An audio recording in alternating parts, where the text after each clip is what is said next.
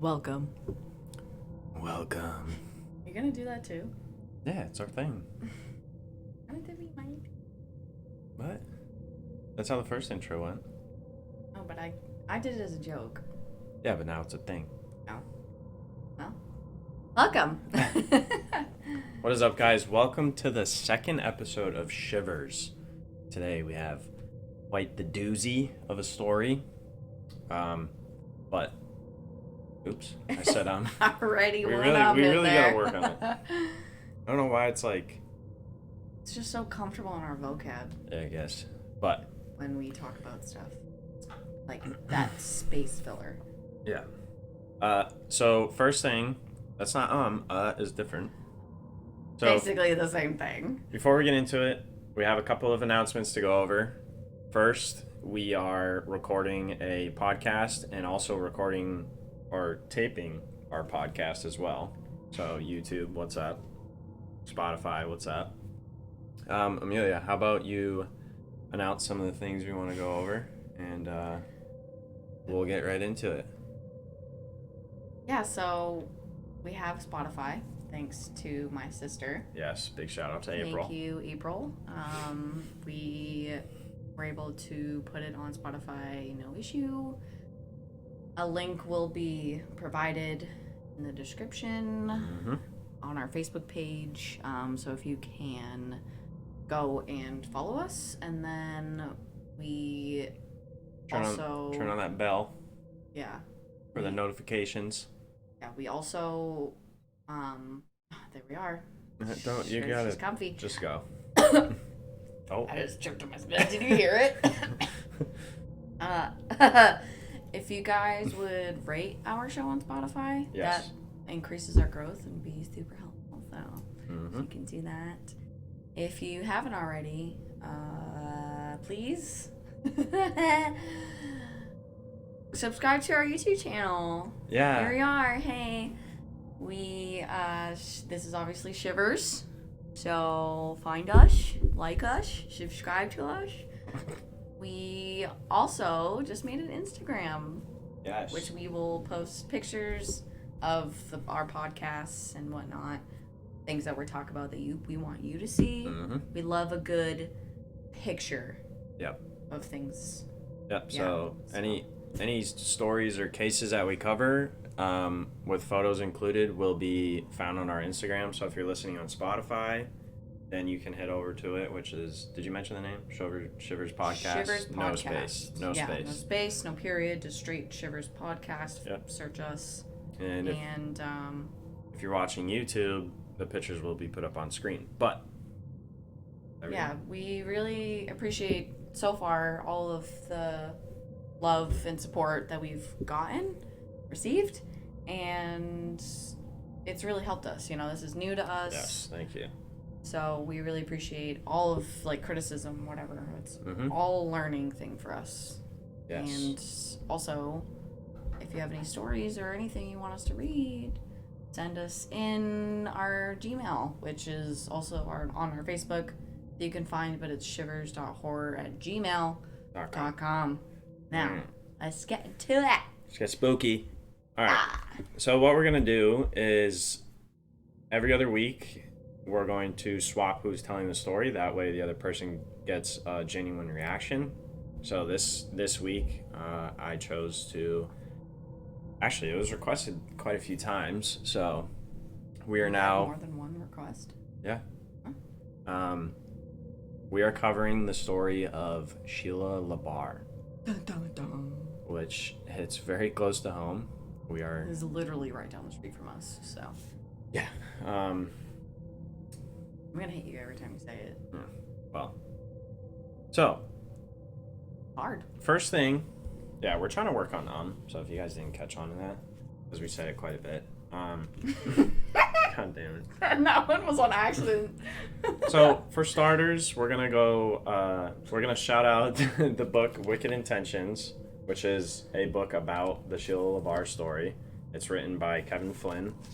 Big shout out to this book. So we use this book, a series of websites and videos to get the information that I'm covering today. I should say me, because I found all this info. Mm-hmm. But the subject is Sheila Labarre. She's considered a small-town gold digger gone murderer. And it is quite the story. So you ready? Yeah, let's do it. Alrighty. So we're going to start with a little background about Sheila to start off. So here we do. Here we go. Here we do. Let's do it. Alright. So Sheila Labarre, or known by her legal name Sheila K. Bailey, was born July 4th, 1958 in Alabama. She grew up with one sister, Lynn Nugent. Hopefully I don't pronounce that wrong. So, unfortunately, as a child, she was exposed to mental and physical abuse. Before even hitting puberty, she was sexually assaulted multiple times. She was posed as a sexual toy and passed around to older men that were friends of her father's. Her father was frequently drunk and very violent towards her and her sister, and Sheila's mother tried her absolute best to protect the girls, but it was not enough to keep them out of this toxic environment. Like right off the rip, already bad. Yeah. So by her teenage years, she wanted to escape the brutal small town life that she was living. So she came up with these dreams of becoming an artist, a model, or even a singer. She eventually went on to graduate from Fort Payne High School in 1975. She was known for being very beautiful and had a way with men. So right now I'm gonna put up a picture for you, but also for them to check out. So this was Sheila when she was younger. Yeah, she was really pretty. Really pretty. I love her hair. I want my hair to be that long, but yeah, she's really pretty. Yeah. So, how old was she there? I'm not entirely. I think this was like her 20s, 18 and 20. All right. So, yeah, she was considered very beautiful and had an easy way with men. So not long after high school is when she met John. The couple got married quickly, but when Wendy, John's daughter from his previous marriage, so he was recently divorced and started, hooking up with Sheila and whatnot, and they got married like instantly, almost. Do you have his last name? No, there is no last name for LaBar? John. Or no. There's just John Doe. Basically John Doe. I didn't find a last name, and all the information that I had seen, he didn't have a last name either. Everyone just called him John. What's up, Johnny boy? So, the couple got married quickly, but when Wendy, John's daughter from his previous marriage, came to her father and told him that when he went to work, Sheila would give her something to drink that would make her very sleepy, and she would lock her in the closet. What? And do we know how old the daughter is at this time? She was young, like pretty young, like so we don't younger know than age, younger than like 10. Yeah. Yeah. Yucky. So immediately she was showing these signs of just, being a straight creep. Basically. So the marriage between John and Sheila only lasted around 6 weeks. I'm sorry. Yikes. Isn't that faster than Kim Kardashian's marriage? That I have no idea. I don't know. You don't really follow the Kardashians. So anyways. Sorry. It didn't take Sheila long to find another husband right after the divorce with John. I believe it. Her second husband came into the picture, and he's known as Ronnie Jennings. From the outside looking in, the couple appeared to be very happy, but this wasn't the case when Sheila became extremely abusive towards Ronnie, pretty early on too. She would take out all of her frustrations out on him, and Ronnie just ends up deciding that he does not want to be married to her anymore after the mental and physical abuse. Yeah, that's like Johnny Depp and Amber Heard. I don't know how long they lasted, but yeah. Do you know anything about that? A little bit. Well, Amber's abusive. So after Ronnie said, "Hey Sheila, I don't want to be with you anymore. I want a divorce," she ended up retaliating. I saw that one coming. Yeah. And she took a bunch of medication. She jumped in her car, fled from the house, and ended up getting in a super bad car accident. Drama queen. I thought it honestly was gonna go to the point where like she beat him up, but well, she probably did, but honestly, retaliated in a different way. Yeah, still ridiculous. So after the car crash, she actually ended up in a coma while in the hospital for a while. And eventually, when she stabilized and came to, she started telling everyone that she had passed away, visited heaven, and God sent her back to Earth with an avenging mission. And what's this avenging mission that she has? Kill pedophiles so children of the world will be protected. That's a big mission, lady. I think you did the opposite of that, didn't she? Didn't you turn into a pedo? You'll find out. Yikes. So fast forward to 1987. Sheila wants to find a third suitable husband. I'm sorry. She's like 30. I was trying to do the math. Sorry, 2 marriages at 30. Yeah, basically. Yeah. Anyways. So the man that was in the ad is known as Dr. Wilford LaBar. There we go. He lived in Epping, New Hampshire on a 115-acre farm. He was very wealthy because of his chiropractic career, and Dr. LaBar was actually very liked in the community that he resided in as well. Basically, the doctor had everything he needed. He had money, he had property, a promising career. All that he was missing was companionship after the unfortunate death of his wife. So he was just lonely. So he put in, an ad, just trying to find companionship, not even really like a relationship. Back then, I feel like it was more normal to do that. Now it's just like, that would be weird. Could you imagine seeing ads like that? No. Not many people even read the newspaper, in all honesty. What even is a newspaper, honestly? Well, I know what a newspaper is. Do you? I was joking. I remember I used to stuff my shoes with it. For what? For like cleats whenever my shoes are wet. So Sheila responds to the ad, and at the time she is 34 years younger than Dr. LaBar. How do you even respond to an ad though? Like that? Probably a phone or a letter. Oh yeah, he probably put his number in or something. Email.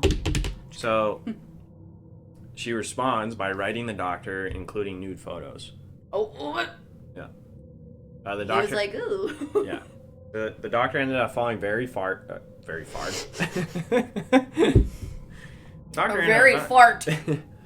The doctor ended up falling very hard. I almost did it again. Hard for her, obviously, because she's a lot younger and sending in these provocative photos, and this doctor's provocative. Yeah. Moving on. Anyways. So almost immediately, he responds to her, and she ended up flying on a plane from the small town in Alabama that she grew up in to Epping.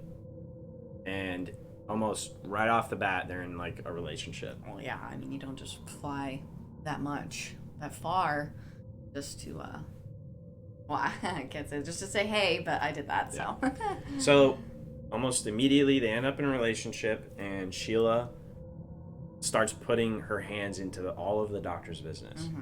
She's trying to take over the farm. She's trying to take over his business. And she also starts demanding by everyone in Epping to call her Mrs. LaBar. Even though they weren't not even married yet. So it's possessive and creepy. Yeah. She would scare off the employees of the doctor's business that would second guess her decisions. And also she caused like huge separation between Dr. Wilford and his adult children. So immediately she shows up and she's like, hey, you're doing this. I'm going to be the boss. And the doctor basically like, just let this happen. He's like, look at my young wife. I mean, or not even a wife, young girlfriends. Like, want to take control. I mean, maybe some people are into that. Take control of my life. After some time in the town of Epping, Sheila had grown a pretty big reputation. Like, she was pretty popular in this area. She would I'm messing up a lot. I'm sorry guys. She would wear very tight and revealing clothing in public, and most of the time when deliveries were actually brought to the farm, she would answer the door in almost no clothing. Ew. Yeah. So she was like, hey, delivery boy. And again, the doctor is just letting all of this unfold. She's like an uncontrollable woman at this point. Over the years, she also had a few run-in with police officers visiting the farm, and when they would respond to the estate, there's been reports of her answering the door in skimpy clothing, like, hey, officers, and then just bearing her entire body to them. Shoot! Yeah, literally. What's up? So she's grown this reputation. She's obviously, like, everyone kind of has this idea that she's with the doctor for certain reasons. She steps in, starts taking over the guy's life. It seems obvious. And she's just strutting around Epping, New Hampshire. Naked. Basically. Hey. So within a year of living on the property, she had ownership over everything the doctor owned.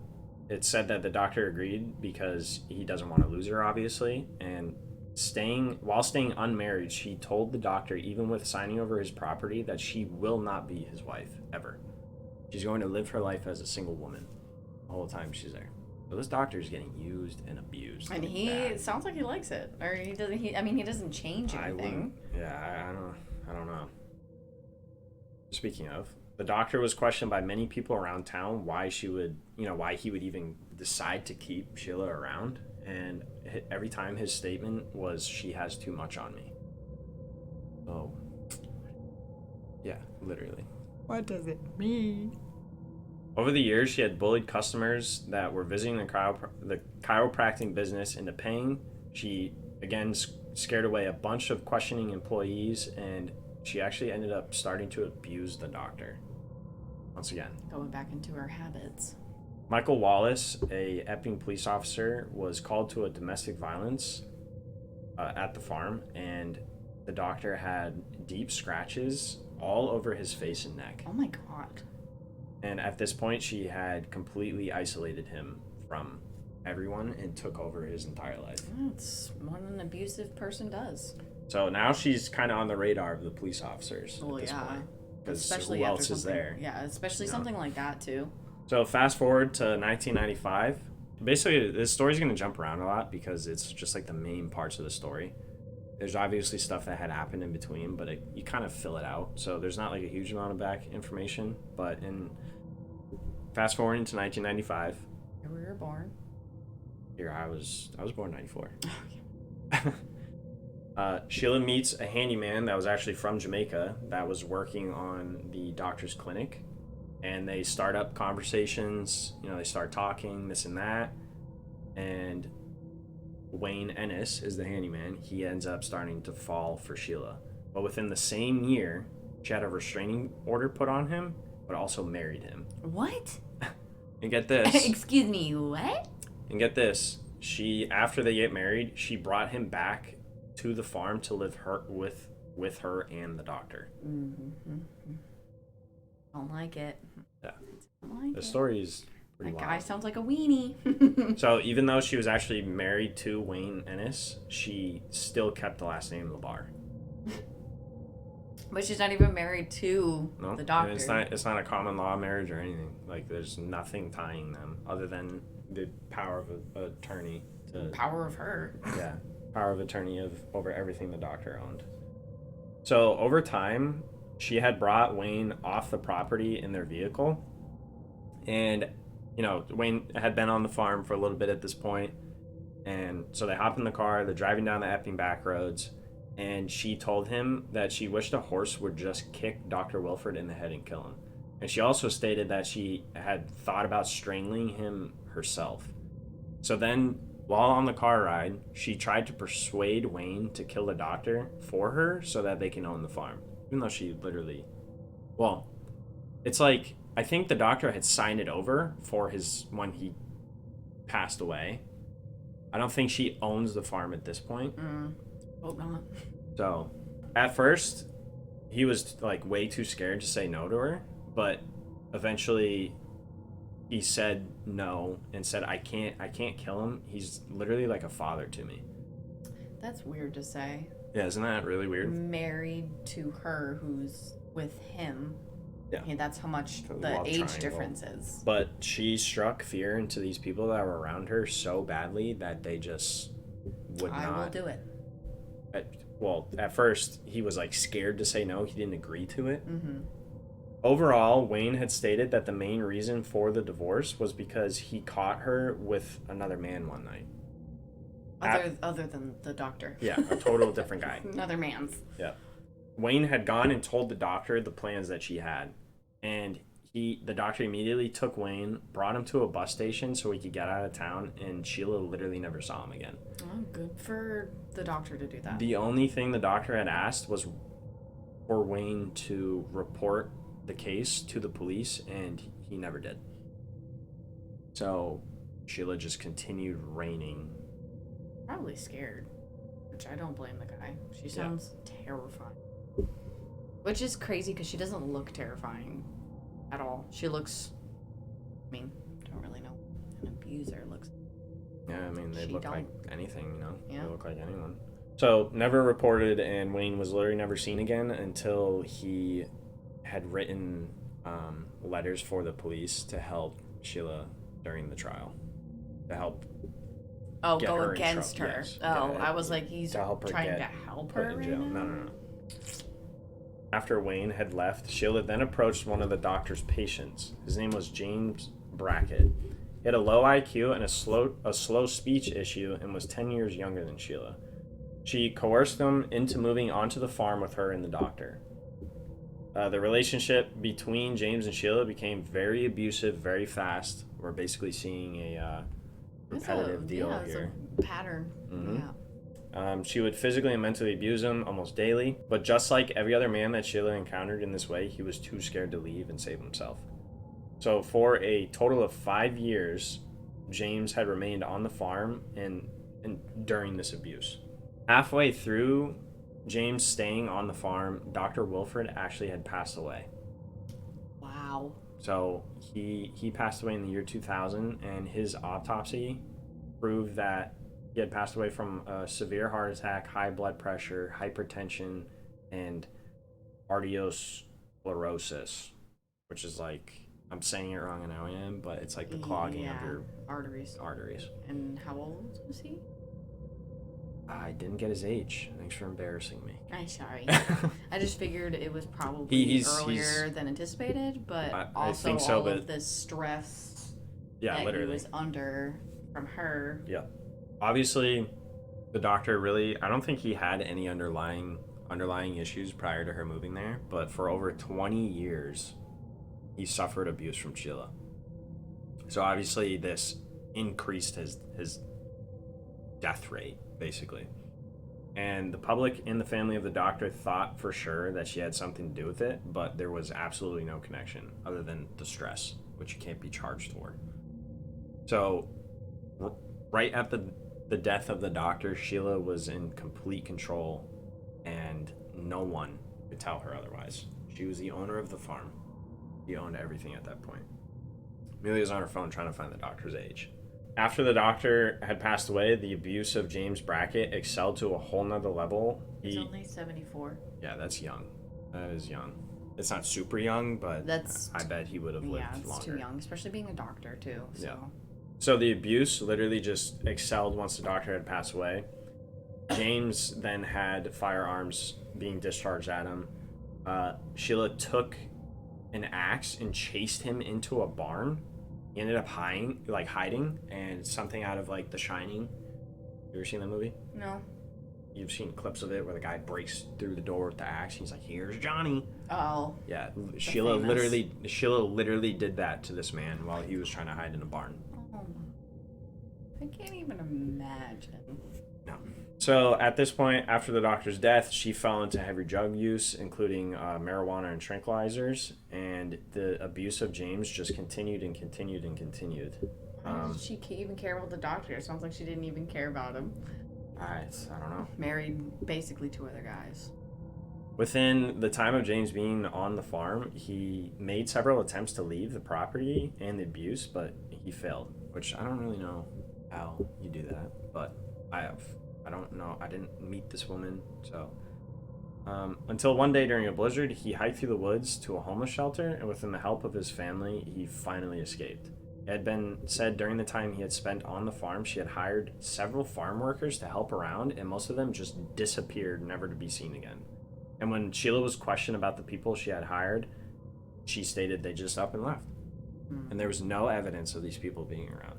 So somehow she is taking people, hiring them, and they are just disappearing off the face of the earth, and the police are not doing anything because there's nothing. There's no, like, evidence, no trail. There's no evidence. There's nothing.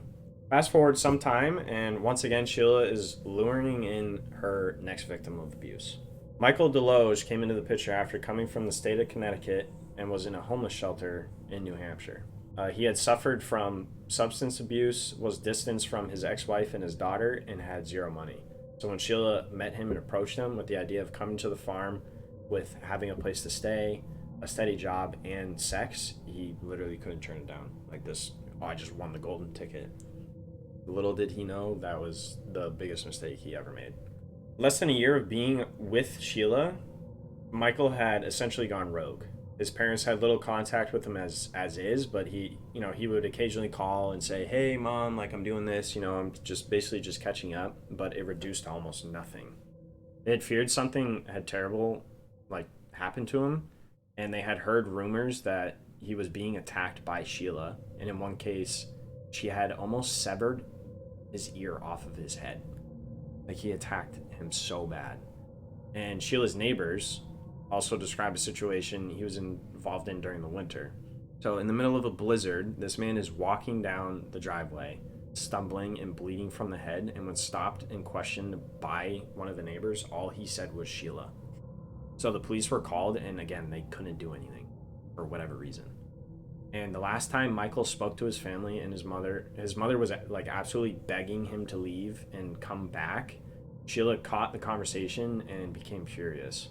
So she recorded a video of Michael stating that his mother let him be sexually abused as a child and didn't protect him. Reports say that in the video you can see Michael's face like bruised and cut up, but at this point he was isolated and completely brainwashed by Sheila. Is that At this point he's completely isolated from his family and brainwashed by Sheila. So she was telling him so many times that he was a child molester that he literally started believing it. And this was not true whatsoever. so bad? And at one point, Michael literally just disappears from the farm completely. And nowhere to be found. There's no... First, the weirdest part is there's no missing person report. There's nothing. And it's because she forced Michael to say, "Hey, Mom, you let me get molested as a child." And her mom was like, "All right, dude. Peace." Like, so he just goes missing. Ruined relationships. Burns on bridges. Yep, exactly. Just so. Burns bridges just to mess him up. And once again, once Michael is gone, where is he? We don't know. She's alone. Again. She needs a man's, sounds like. So in the year 2005, she got involved in telephone dating. So it's basically a telephone hotline. You get connected with a random person, you conversate it out, and like, see where it goes. So like basically speed dating. 2005 Tinder. Phone. I was gonna say Tinder, but speed dating on the phone. Essentially. Like. So her number was left through the company, and men would call her, and she would listen to the voicemails left by them, and she would weave certain ones out. So if the guy on the other end of the line sounded intelligent and like well off, she would, no, we're good. But if they sounded not so intelligent and like had a low IQ, she would save their numbers and call them. Are you starting to see a pattern here? Yeah, it's because they're probably like, "Oh, I'm looking for love," and she's like, "I got you, babe," and then she literally snatches them, she literally abuses them. Yep. She's miters them. In some of the videos I watched, she is literally called like a Black Widow because she would finds her prey, find these sticks men her teeth into them, and bye. Yeah, find these men that are extremely easy to manipulate and just... It's so scary that people are like that. It really is terrifying. It's terrifying the amount of power this woman had, apparently. Seriously. I mean, she was cute. She was a hype, but she's crazy. So one of the conversations that she ends up having and the voicemails that she saved was Kenneth County. So he comes into the picture after meeting her on this hotline, and we're just going to give a little bit of a background about him. Are all of them from the area? Is that like how that works? Or... Well, Kenneth is from Massachusetts. Michael was from Connecticut. Wayne was in the area working. Right. So, Oh, yeah. Meant more of the hotline thing. I guess that's. I'm assuming it's probably, like the state, area. New England Yeah. or whatever. So Kenneth had grown up through a pretty decent childhood. There's videos of his mom, and it's really sad. She just seems like very Not involved or like uninterested. no. No. She cared a lot, and you'll find out. So she gave. So I said I thought you were coming off of like she didn't really care, but you were like no. No, she cares. She actually cared a lot. Yeah. So his mom gave him like a good childhood. Unfortunately, it had been said that he had development issues and had the IQ equivalent to a 12-year-old, even at the age of like in his 20s. And yeah. So after high school, he asked if he went and asked his mom to bring him to the Lowell, Mass Army recruiting station where he ended up enlisting. But sadly, he was discharged before he graduated the training. So he was kicked out of the Army. He just didn't make it. So that is like a huge knock in this dude's life. Like that's all he wanted to do. So after he got kicked out, he moved back to Mass, where he became like extremely, extremely depressed over the failure. And he had attempted suicide, but didn't succeed. And when Sheila came into his life, he was literally like at an all-time low. All-time low. Oh, no. She is A seeking her prey. Recipe for disaster. So the first time they met up after the phone conversations, they went to a bar, and after a few drinks, they go outside to Sheila's car and end up having sex in the back of the car. I read that before you even said it. My mouth dropped. And literally just like a few days later, he goes back to his home and tells his roommate that he's moving out. He's got a new girlfriend. Right off. So he's That was going quick. from Mass to New Hampshire with his new girlfriend. But when Sheila came to pick him up, she actually told the roommate that he was only coming over for dinner. So Kenneth didn't pack anything, didn't bring clothes, nothing. But he literally never came back.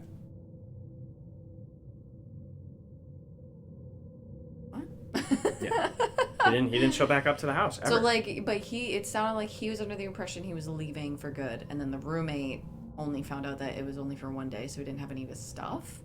So yeah, it's reported that his roommate watched him walk out of the house with nothing. Because he was under the impression that he was moving out, but then Sheila came and said, "Don't worry, he's coming back. He's not moving in with me." But he literally never came back. So I'm not like he the needed his mom stuff anyway. The mom becomes, which I believe her name is Carolyn. His mom catches whiff of this story and becomes extremely concerned. So she called from Massachusetts. She called the Epping PD and had them proceed to do a well-being check. And when the police arrive, Sheila answers the door, and they're like, "Hey, we need to speak to Kenny." She's like, "He can't talk to you right now." They're like, "Well, why not?" And she was like, "Oh, he's taking a bath." So then they stayed and waited to find out if Kenneth was okay. I'm just gonna call him Kenny. Find out if Kenny was okay. And eventually he actually came to the door. He was, wet, had a towel wrapped around his waist, and was like, how can I help you guys? And totally seemed fine. So the police left, called the mom, and said everything is good to go. But this pisses Sheila off that police have shown up, that come to the that house. mom is involved. Yeah. She records Kenny stating that his mother sexually molested him as a child and continued to do so as he was growing up. And she called his mom and played the recording for her. And obviously the mom was like, "Are you serious?" Freaking out. Right. That's a lot. Because it's not true. Right. And obviously the intent was to distance Kenny from his mom. Yeah, and no attachments. It kind of worked, but it didn't. His mother was like, "No, something's up." So she continued to call and had the police go to the farm if she hadn't heard from him in a while. Oh, so she was consistent, literally. She knew something was up, but after so many calls, she was actually told by a police officer in Epping that Sheila's harmless. Like, no, that's even though there's that's not her literal she has a background at that point. That's not her thing though. No, I wouldn't worry about Kenny. He's okay. He's just, he's growing up. They're probably sick of the phone calls and didn't want to keep going. They're just, she's not dangerous. That's So obviously the police at this time know who Kenny is, right? And after a few weeks, the officers that had gone to the farm actually saw Kenny in the local Epping Walmart here. And I'm going to show you a photo of what he looked like. Ouch. So who took this picture? I have no idea. I think it's her. I think it was her. Because it doesn't... Maybe the police officers? I don't know who took the photo. But for Spotify, what the police officers see is Kenny sitting in a Walmart wheelchair. Essentially. His skin color is like not normal. It's like white and like he's super pale. His face is swollen as ever. He has cuts on his nose, bruises on his eyes. Like this dude is just messed up. Yeah. He's just beat. Looks like he got into a fist fight. Yes. With a man. So at this point, the police officers realize that he's obviously in horrible condition. He's not even able to walk himself through the aisles of the store. He was being pushed around by Sheila. Yeah, I also don't like what's in their cart. It looks like 2 gas containers. Yep. So in the photo, there are 2 gas containers sitting in the basket of the Which is wheelchair. what I just said. Thank you. You're welcome. It's my story. Sorry. Well, that's... When they asked Kenny, like, hey, Kenny, you good, man? Like, they tried separating him and Sheila, and he literally just sat there with his head down and didn't respond to the officers, and reports say that he was drooling on himself. So this dude is beat up, like, bad. And I wonder if he's drugged. He is in a Walmart wheelchair. I wonder if he's drugged, because she has history of doing that, too. Beat up with 2 gas containers in the basket. It's not looking good. And the police stated that he refused to talk to them, but my belief is that he literally couldn't. So Physically... Sheila ends up talking for him and says, oh, he's good. He's just a little down or whatever, you know. Why wouldn't they ask about the bruises that are very clearly on his face? And probably did. Get this, she literally was okayed to walk out of the Walmart with the items that she purchased with Kenny, and she was seen lifting him into the car. Oh my. The system failed you, Kenny. So, after the encounter, they actually called Kenny's mom and told her about the situation. Probably a good idea. And literally the first thing, as anyone would say, you saw that and literally let my son go with her. No, like, literally, they failed. They failed him. So 2 days later, after the Walmart visit, it's March 23rd, 2006. Sheila contacts the Epping PD and claims that Kenny left her and the farm, and she had proof of why. And the police officers were like, well, what's your proof? And she's like, oh, I have a tape. So she plays a tape. For tapes. So she plays a tape over the phone for the police officers, and it's Kenny admitting to the crimes that he committed, including child molestation. But the reporting officer had stated that when it was played for him, he could hear him physically getting weaker over the recording, and at one point he hears him vomit, and then Sheila freaking out on him. Why are you puking? Why are you passing out? Don't pass out. Thanks. Again, the police did nothing.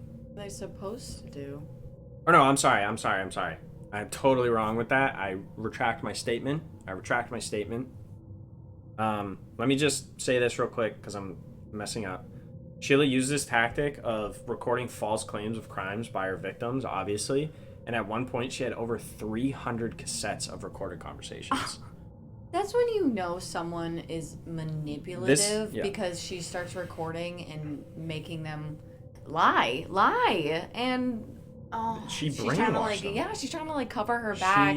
Because, oh my god. She targets these guys with low IQs and just abuses them to the full power she can. I cannot believe that. So, back to my retracted statement. The next day after hearing the recording, detectives arrive at the farm at 6 p.m. at night. And walking up to the house, 6 p.m. at night? 6 p.m. at night. Walking up to the house, they notice there's a burn pit in the front yard. Oh no. So I'm gonna throw a video. I'm gonna throw a picture up, and the burn pit is right here. That's her house. The burn pit is this area right here. So this is what they see when they pull up. So out of curiosity, they walk up to the burn pit and they realize that personal items it looks like personal items are being burned.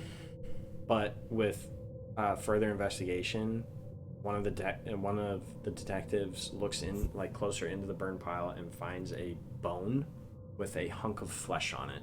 Oh my god. And it appears, they can't say if it was human or not at this time, but it appeared to be a upper arm and shoulder section. So the officers find that, and without a warrant, this officer that I saw in the video, he literally walked up to the house, kicked in the front door, and then all of a sudden they hear a woman screaming at them from the driveway, and they turn around and Sheila's standing there. So they start conversating with her, and she actually agreed to let them into the house. And when questioned about what is in the burn pit, she stated it could be a rabbit or it could be a pedophile. I don't know. She stated this to the police officers. Sorry. Those are very big difference. And so they go into the house, and what they see is it's just trashed. There's trash everywhere. There's rotten food in the sink. Ew. That's what I imagine. And there's hundreds to look like. Hundreds of rabbits running around. So that's what she meant. Could be a rabbit, could be a pedophile. I don't know. Yeah, but what about this shoulder bone that we just found that looks human-esque? So they ended up not touching any of the evidence just to leave it intact. Right. But when in the house, there's a trash bag on the counter full of ash and burnt stuff. Oh, and no. I don't like they it. question, what is that, Sheila? And she laughed and said, "Oh, that's Kenny." No, she didn't. Yep. No, she didn't. So as they're walking around, stepping over rabbit feces and all this trash and everything, they notice that the evidence of Kenny not leaving the farm is very prominent. They see a pair of his shoes. So they think that he should still be there. Yeah, basically. So they see his shoes, and so the police officer, they at this point, the police officers know Kenny, know Sheila, and they've seen him out in public multiple times and this and that. So he sees the shoes, and he was like, okay, those are his shoes, so where's he at? And she goes, oh, those are his old shoes. I had bought him a new pair. And the detective specifically remembers seeing Sheila buy Kenny's shoes. So at this point, obviously the police officers are keeping a close eye on what the hell is going on, but they're not able to do anything. So then they go into the basement of the house. She's still bringing them around the house, and they're seeing just all this crazy stuff. So then they go in the basement, and he sees another set of shoes, and he's like, well, those are his new shoes, so where is Kenny? And at this point, she's like, get off my property. Mm-hmm. So without a warrant, they had absolutely no choice, and they left. They have to leave. So the next morning, now with a search warrant, the detectives go back to the farm, and they stated when they pulled up that Sheila was covered in ash and caught her sifting through the burn pile that they investigated the previous day. And the original bone and flesh that they had seen was never found again, but they had brought some of the ash to investigators, and they discovered bone fragments that were human in the burn pit. So the house, the barn, and the 115 acres of land becomes one of the biggest crime scenes in the state of New Hampshire ever. They investigate the home, and where in court footage that I'm going to link in the description that you can go watch, there's a detective walking around the house, and he's just showing, and it's, like I said, just completely messed up, and they're finding multiple blood splatter stains in different rooms of the house. I need to see this. The investigation, they flushed the septic system that led to the discovery of Michael Deloge's birth certificate and driver's license. What? Yep. So she took his stuff and flushed it down the toilet, and they found it because that's a common thing to do, obviously, is try to flush the evidence. And so they backed out the septic. I get the driver's license thing, but you'd think that a birth certificate would last? Well, you gotta remember he was homeless, so he probably had everything with him. Yeah, but I'm saying, wouldn't paper kind of dissolved. I feel like that was stupid to say, but like. Well, they were. I probably yes, but they probably. She knows at this point. Readable. Like I'm messed. Like I'm caught. So she's like trying. I'm in trouble. Yeah. So maybe it was very recent. She's trying to hide her evidence. So at the time, there was, like I said, stated before, there was no investigation on Michael at all. So they find this birth certificate and they're like, who is this dude? Oh. Yeah. But after word gets out, eyewitnesses come forward, placing Michael at the farm. And with that situation of him walking up the road, stumbling, bleeding. So he gets placed at the farm. So now they know, potentially there's another person missing. So until the investigation, the human remains were confirmed. Sheila, she couldn't be arrested. There was nothing. There's no proof. You don't know if that's a cow bone, anything. So she was placed under watch by law enforcement, but she ended up getting away. So she physically ran away. So they weren't able to detain her, arrest her. Detaining is literally just like holding you're not arrested, but whatever. So they just placed her under watch, and whoever was watching her from a distance, basically. What? She was like, bye. Yeah, she literally was like, peace, and just snuck away somehow. And so she ran to Massachusetts, dyed her hair red, and withdrew like over $80,000 and packed up all of her pet rabbits.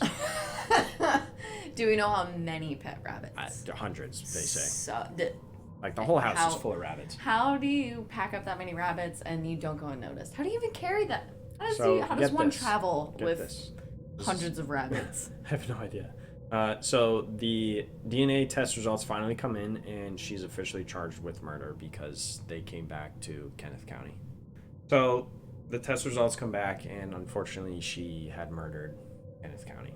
Took advantage of this dude, obviously dismembered him, and threw his body into a fire. Disgusting. What, is it obvious that he was dismembered before, or did she light him on fire and then... I don't know. It's not stated. Things were...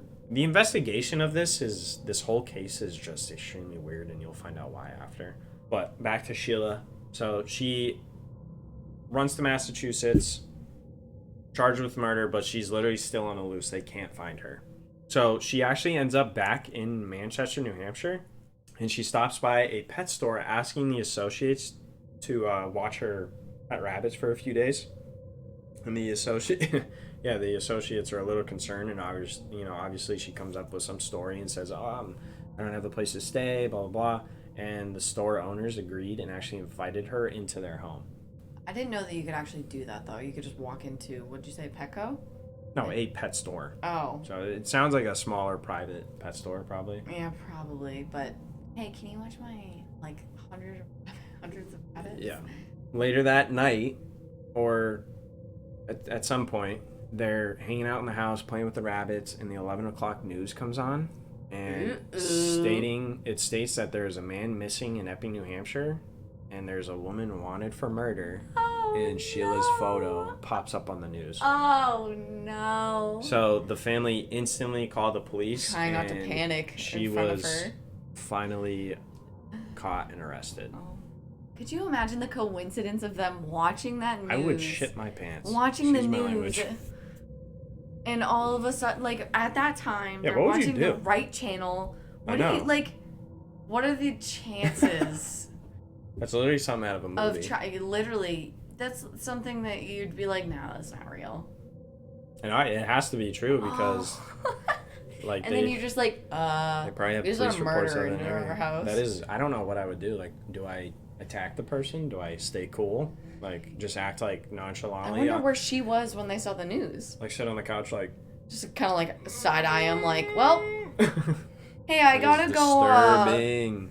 Go, brush my teeth. Meanwhile, they're that's picking up their phone oh my god. That's those close encounters of other murderers and stuff. I gotta ride by Ted Bundy, but I lived. Yeah. Because he didn't do anything ironic. Yeah, I let Sheila Labarre in my house. Yeah, not even knowing.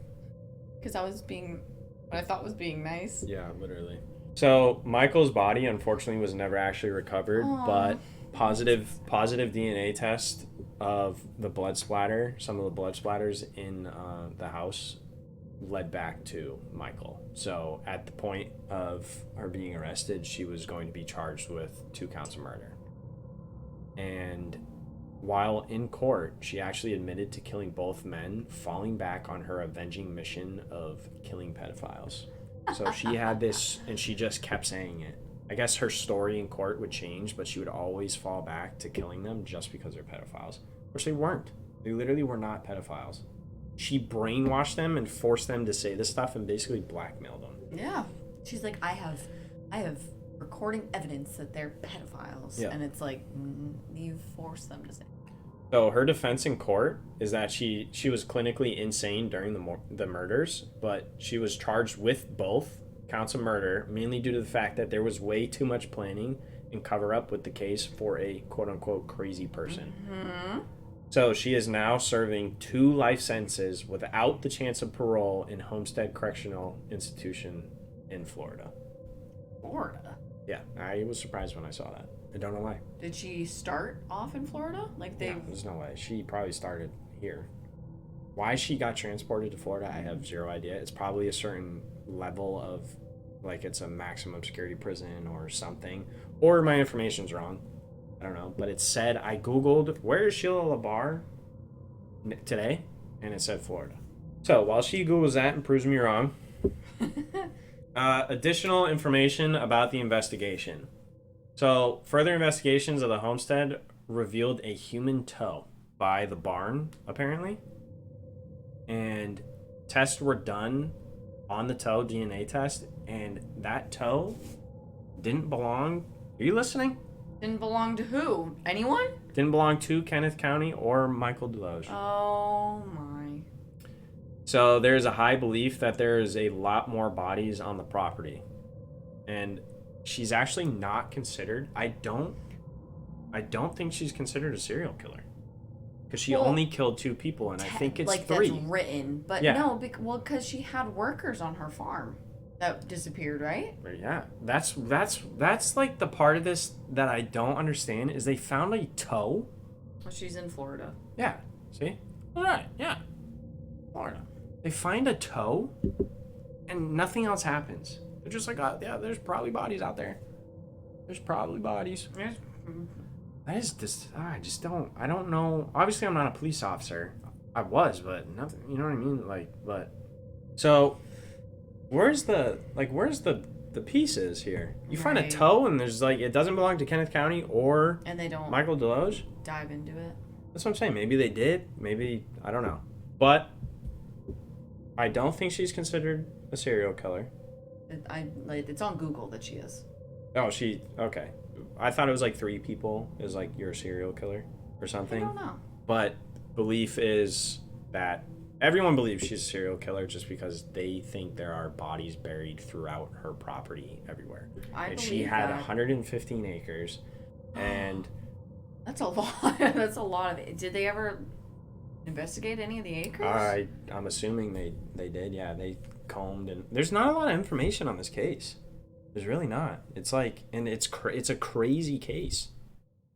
So I'm going to tell you. Actually, you know what?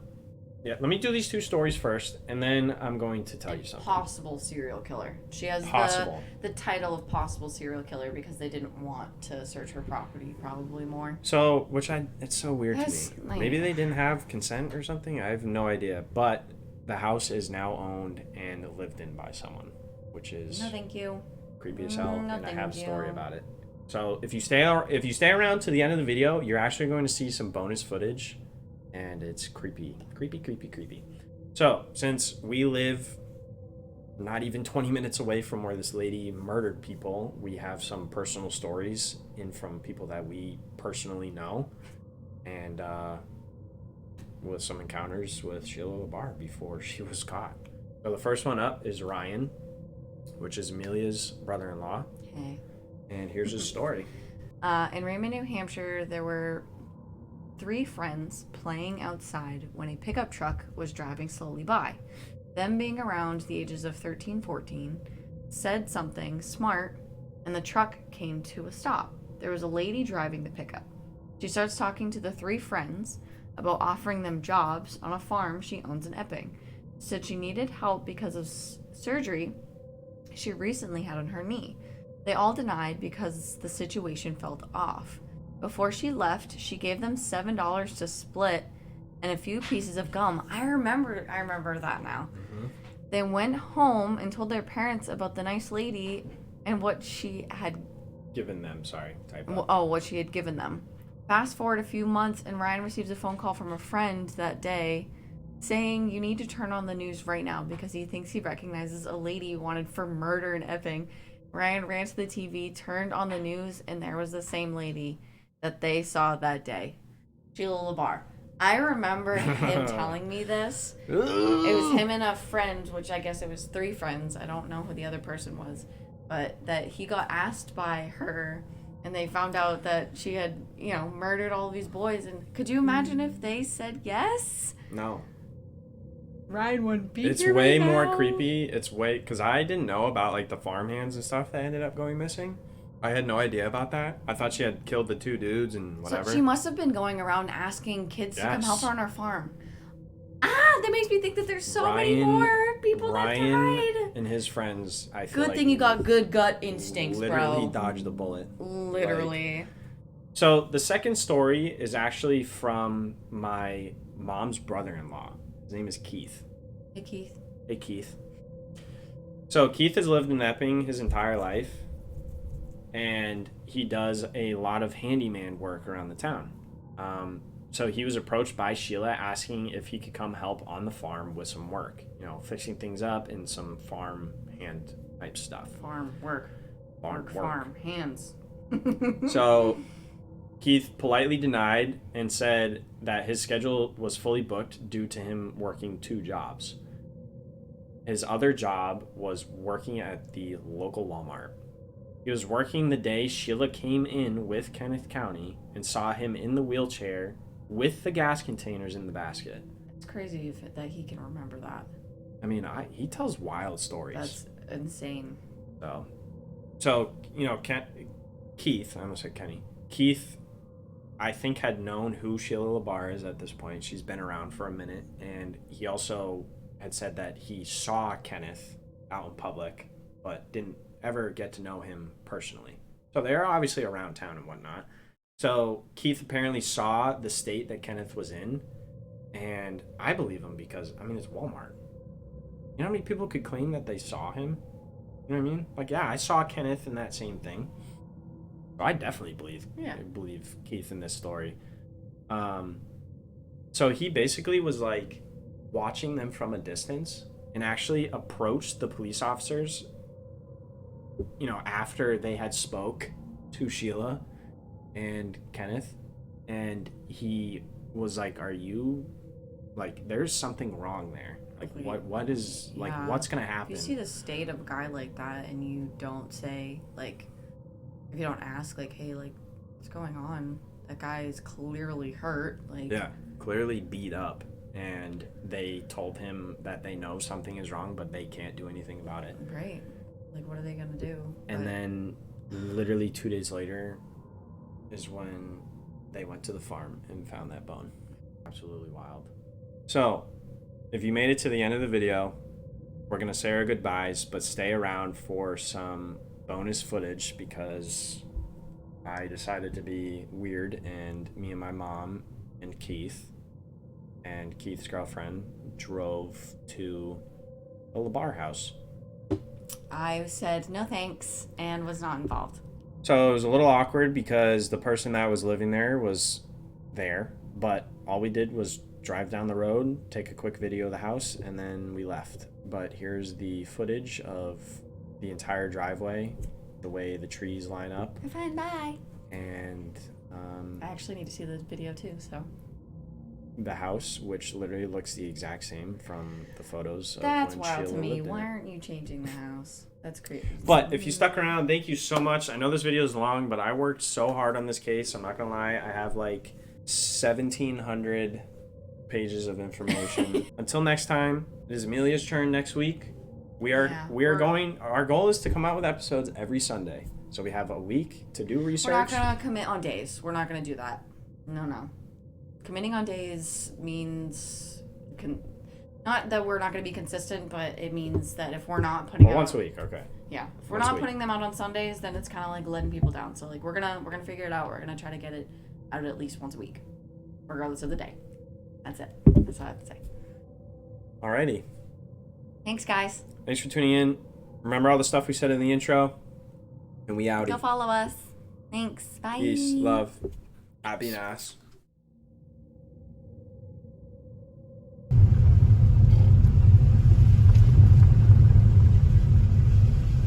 Coming up on the left is The house. Yep.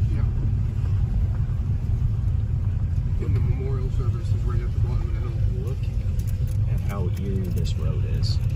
The trees, like.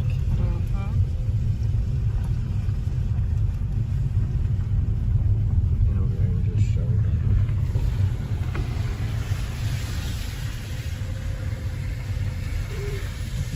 At Sheila Labarre. And where that car is the Kenneth County with Vernon. Oh, we are like down here. Oh god, now I'm uncomfortable. Sorry.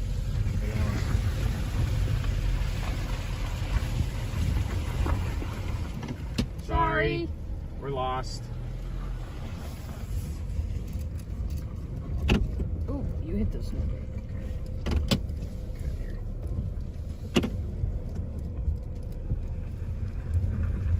Have a good day.